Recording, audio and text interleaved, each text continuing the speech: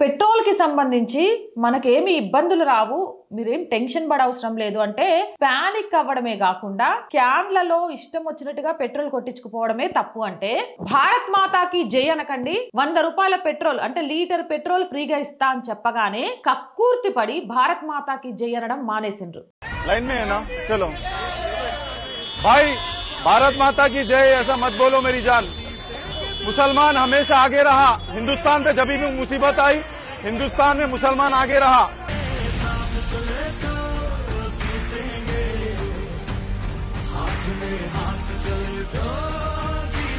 నువ్వు పుట్టిన దగ్గర నుంచి మళ్ళీ చచ్చినాక కూడా తన ఒడిలోకి చేల్చుకుంటుంది. అలాంటి భరతమాతను 100 రూపాయల కోసం తాకట్టు పెట్టేస్తావా? అంటే 100 రూపాయల విలువ లేదా భరతమాతకు? ఇదేనా మీ సంస్కారం?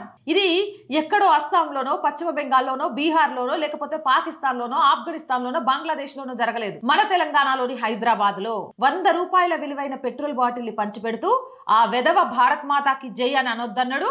ఈ ఎదవలు అనడం మానేసిండ్రు.